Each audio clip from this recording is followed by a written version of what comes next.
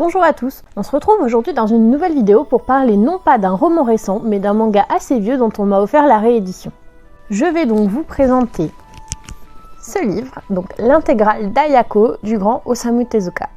Alors, même si on ne le présente plus, je vais faire un petit retour sur l'auteur au cas où il y en aurait parmi vous qui ne le connaîtraient pas. C'est donc un mangaka mais aussi un producteur et un scénariste d'anime japonais qui est né en 1928 et mort en 1989. Rien de très récent donc.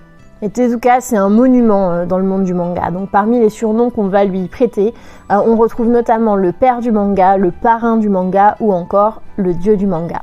Il est souvent en fait comparé à un Walt Disney japonais. Et Tezuka est à l'origine de séries qui sont aujourd'hui considérées comme des grands classiques. Je pense notamment à Astro Boy ou encore à Le Roi Léo, qui d'ailleurs aurait inspiré Le Roi Lion, même si ça a toujours été démenti par les studios Disney.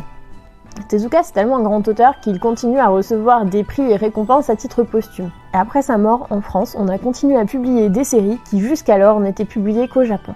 Ce n'est pas le cas du livre que je vais vous présenter là, puisqu'il y avait déjà une première édition d'Ayako parue en 2003-2004.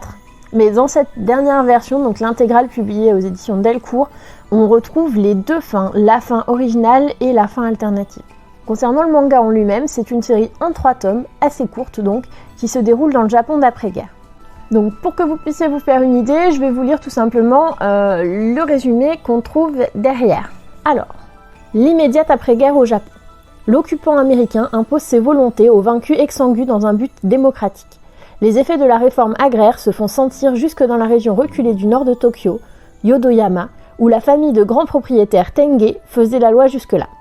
Jiro Tenge, prisonnier de guerre tout juste rapatrié, est devenu un agent secret au service des forces américaines. Il retrouve une famille dont les liens se sont singulièrement dénaturés. Maudite par sa naissance, sa sœur, la petite Ayako, sera le jouet du destin.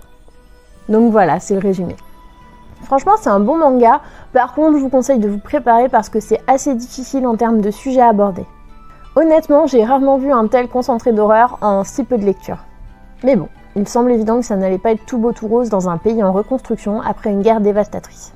On reconnaît bien la patte de Tezuka malgré le caractère sombre du manga. Et somme toute, ça reste un grand classique écrit par un monument du manga, donc je vous recommande de le lire ne serait-ce que pour votre culture. Surtout que soyons honnêtes, 3 tomes, c'est pas très long. En revanche, je vous conseille de ne pas lire un jour de déprime, clairement, ça ne va pas vous aider. Voilà, c'est tout pour aujourd'hui. Si vous avez aimé cette vidéo et que vous souhaitez en voir d'autres, je vous suggère de vous abonner à notre chaîne. A très vite!